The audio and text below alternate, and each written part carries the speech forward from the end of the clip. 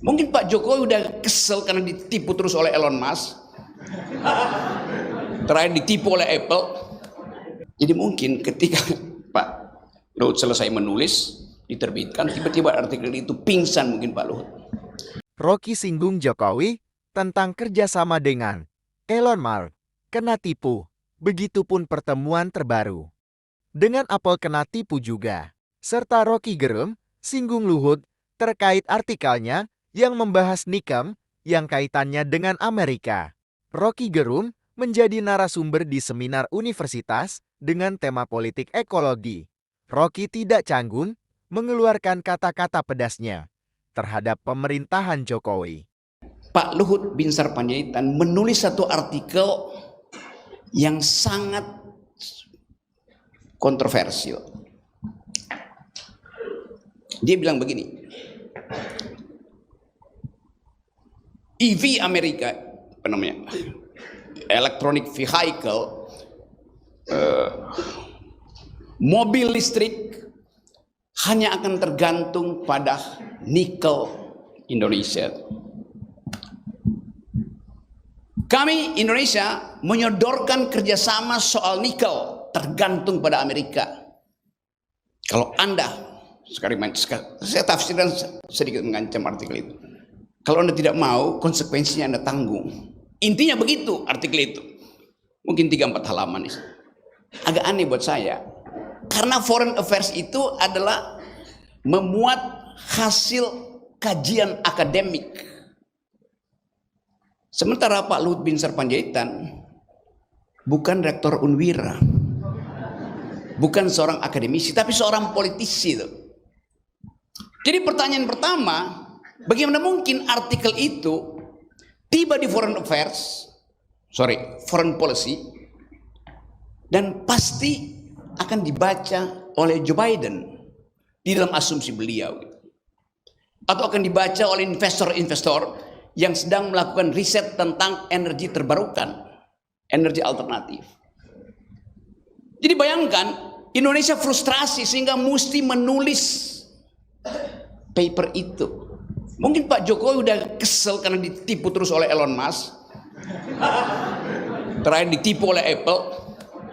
Maka dia ancam Amerika dengan pikiran yang seolah-olah akademis karena ditulis di jurnal akademis, padahal itu adalah proposal politik, juntoh proposal bisnis. Jadi Anda bayangkan bagaimana proyek energi Indonesia itu bahkan diupayakan untuk dipamerkan, dijual murah dengan artikel semacam. Mungkin itu artikel sponsor aja, saya nggak tahu. Mungkin ada orang yang buatin itu, atau redaksi menganggap ya muat aja lah buat sekaligus nunjukin bahwa ini kebodohan Indonesia, begitu tuh. Satu waktu kita akan tahu apa motif itu. Jadi Indonesia frustrasi karena nikelnya itu di dalam penelitian dunia tinggal 8 tahun habis nikel itu. Akibatnya apa? Semua pemain nikel berupaya untuk mengeruk lebih banyak lagi karena tahu akan habis. Perspektif ekonomi yang bertentangan dengan proses ekologis. Mestinya kalau tinggal sedikit jangan lagi dieksploitasi. Kan begitu rumus oikosnya. Tetapi karena tadi tekanan akumulasi global dan keinginan Jokowi untuk punya dolar, memaksa kita berpikir bahwa artikel itu adalah artikel untuk membujuk investor asing masuk ke Indonesia. Oke, itu 2 minggu yang lalu. Seminggu yang lalu saya baca artikel di tempat lain, di The Guardian, dibahas juga di New York Times. Artikel itu menerangkan bahwa Amerika sudah menemukan energi alternatif namanya sodium ion. Dasarnya apa? Yang belajar kimia tahu sodium apa? Natrium, garam. Iya, sodium ion yang daya suplai energinya melampaui daya suplai nikel untuk mengaktifkan mesin-mesin kalkulasi di zaman artificial intelligence. Mesin-mesin learning mesin itu yang kita sebut artificial intelligence, dia harus beroperasi 24 jam terus, dia mengkonsumsi energi banyak. Dan supply energi paling efisien datang dari sodium ion itu. Dan pemerintah Amerika mensponsori penelitian itu melalui APBN. Jadi mungkin ketika Pak Luhut selesai menulis, diterbitkan, tiba-tiba artikel itu pingsan mungkin Pak Luhut. Ya elah, ternyata Joe Biden udah menemukan energi baru.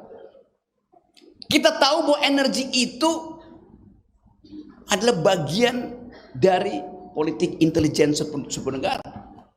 Energi itu selalu disimpan, rumusnya tuh. Setelah selesai mungkin tinggal produksi baru dia buka. Nah kita nggak punya kemampuan itu. Nikel kita dengan mudah, dia itu cuma bagian itu, hilirisasi selesai, dibikin apa namanya, smelter, habis sudah. Jadi terlihat bahwa persiapan politik ekologi kita dibatalkan hanya karena kecerdasan kita untuk membaca potensi negara lain melakukan riset tidak kita miliki. Sementara orang kayak Elon Musk pasti dia punya intel ekonomi di sini untuk melihat apa yang dilakukan Indonesia. Jadi nggak ada gunanya diplomasi kalau tidak ada kemampuan intelektual origin kita untuk menghidupkan riset. Dan sekarang riset itu ditagih oleh seluruh dunia. Risetnya harus mampu untuk mempertahankan the very idea of sustainable development. Itu dasarnya. Saya balik pada soal nikel tadi. Apakah nikel merupakan energi yang sustainable? 8 tahun habis. Yang bagusnya dari Rocky Gerung ini, di setiap argumennya, beliau suka mengeluarkan kata-kata ambigu yang kebanyakan tidak menjadi delik hukum. Gimana menurut rekan-rekan pendapatnya? Silakan tulis di kolom komentar.